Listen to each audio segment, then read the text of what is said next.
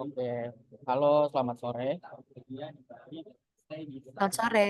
Selamat sore.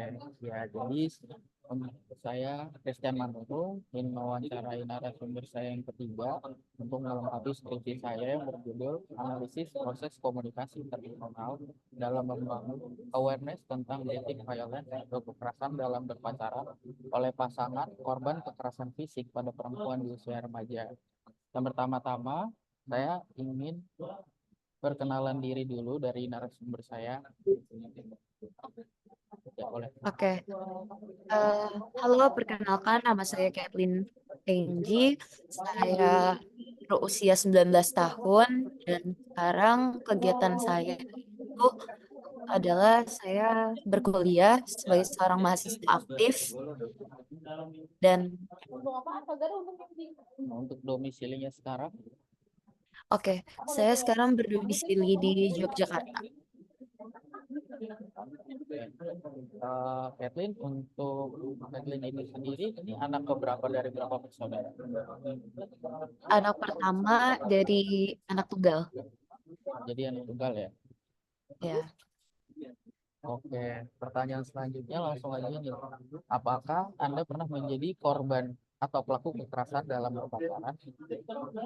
Pernah menjadi korban dan pernah melakukan self defense juga Oh, jadi terhadap pelaku.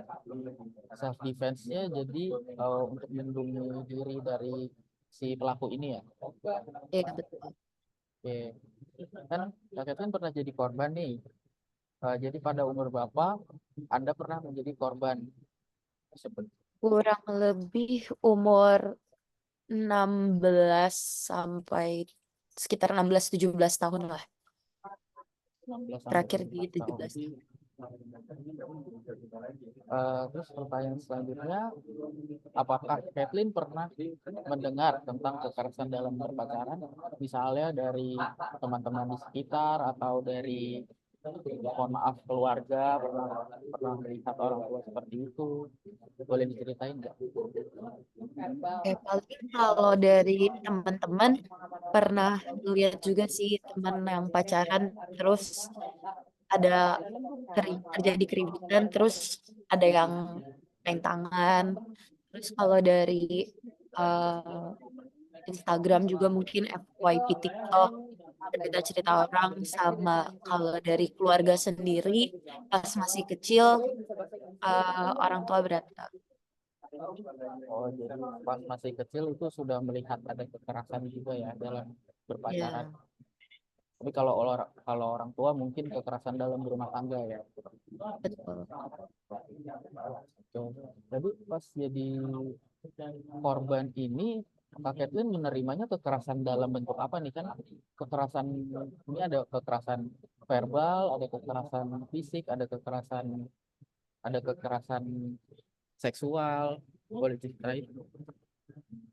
Lebih ke kekerasan fisik dan verbal. Oke, baik. Jadi kekerasan fisik dan verbal saja yang diterima ya. Oke. Pertanyaan selanjutnya nih, dari sisi keluarga atau orang tua, apakah Kathleen ini diperbolehkan berpacaran? Boleh. Boleh. Jadi orang tua ini tahu ya pacaran. Orang tua tahu pacaran. Oke, jadi waktu saat menjadi korban ini, apakah orang tua juga mengetahui si pelaku? Maksudnya dari mana orang tuanya gitu?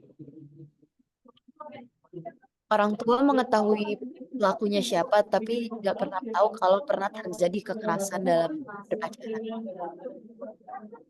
Oh, jadi orang tuanya cuma tahu baik-baik aja gitu, nggak pernah Ya, main. betul. Betul. Kekerasan apa aja yang pernah dilakukan atau diterima? Boleh diceritain lebih lengkapnya. Mungkin dari pengalaman memukul, memukul dengan barang, memukul dengan barang sama mencekik dan ya semacamnya. Tapi untuk kekerasan itu berarti masuknya kekerasan fisik ya. Ya, Eh, sempat ada pemikiran buat visum gitu nggak? enggak. Nggak ada ya. Nah, sampai Belum. nah kalau misalnya kekerasan fisik pasti menimbulkan suatu bekas dong, misalnya lebam-lebam atau apa. Itu orang tua tahu nggak? Enggak. Oh nggak tahu. Enggak tahu. Berarti emang dari Kathleennya sendiri tidak ingin menyebar ke orang tua ya. Betul. Oke. Terus ini nih, faktor apa yang mempengaruhi sehingga ada kejadian tersebut? Maksudnya ada kekerasan. Mungkin lebih ke saat terjadi orang yang pernah melakukan itu memiliki emosi yang menggebu-gebu dan tidak terkontrol. Jadi hal-hal seperti itu bisa terjadi. Jadi karena pelaku emosi. Iya, Kalau boleh tahu, yang Kathleen inget ini pelaku tuh emosinya karena apa ya? Misalnya karena lagi cekcok mulut atau apa? emosi karena dia tidak menyukai hal yang saya lakukan. Padahal yang menurut saya lakukan itu hal-hal yang wajar-wajar saja dan tidak membahayakan. Jadi memang dulu hubungannya tuh toksik lah, benar-benar sangat bisa dibilang sangat toksik. Jadi Dan karena dengan hal berbeda pendapat, pelaku melakukan kekerasan fisik pada. ya betul. Pelaku biasa melakukan karena mungkin tidak sesuai dengan apa yang mereka inginkan. Jadi bisa terjadi juga kekerasan fisik maupun verbal. Berarti, tapi komunikasi, saya mau jelasin dulu sebenarnya. Ini kan saya membahas tentang komunikasi interpersonal, di mana komunikasi interpersonal itu komunikasi antara dua orang saja. Nah, jadi kalau berpacaran kan pasti ada komunikasi antara Kathleen dengan pacar gitu kan. Nah, saat sebelum Kak Kathleen menerima kekerasan ini, apakah komunikasi interpersonal Kathleen dengan pacar itu baik-baik saja? Lebih ke tidak sih ya karena terlanjur kebanyakan berantem, emosi ya. Jadi jatuhnya kurang baik. Kurang baik ya. Jadi ini sangat berpengaruh ya. Jadi eh, tidak baik, berbeda pendapat, selanjutnya cekcok, berantem, dan akhirnya main kasar, main tangan gitu. Betul. Oke. Tapi kalau misalnya lagi tidak berbeda pendapat gitu, komunikasinya baik-baik aja gak? Lebih sering dulu ya, lebih sering gak baik-baik aja sih. Karena memang mungkin pemikirannya juga nggak sejalan.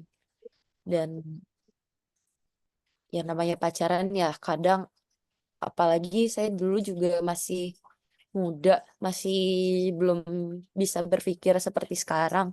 Jadi banyak yang apa ya egonya masih tinggi. Saya juga nggak mau masih apa ya nggak mau nurut-nurut aja. Dan karena kalau menurut saya salah ya saya nggak mau. Tapi kalau boleh tahu ya, Kathleen, waktu menerima kekerasan ini, pacarnya Kathleen ini umur berapa? 23 23 tahun, sementara Kak ya, Kathleen 16, 17 tahun. 17 tahun. Oh, berarti agak lebih sangat dewasa ya, lebih dewasa ya.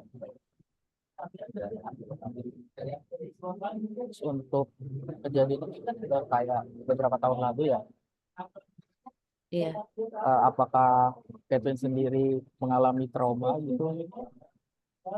sempat sempat memiliki Boleh. trauma sampai sekarang tuh kadang kalau melihat satu barang jadi kayak ingat barang yang digunakan orang itu di waktu itu, terus kalau kelihatan sekarang tuh kayak langsung keinget dulu gue pernah dipukul pakai ini. Oh, tapi untuk trauma berpacaran lagi gimana? Lebih ke enggak sih kalau trauma pacaran lagi, cuma lebih berusaha untuk lebih selektif lah. Selektif dalam memilih ya.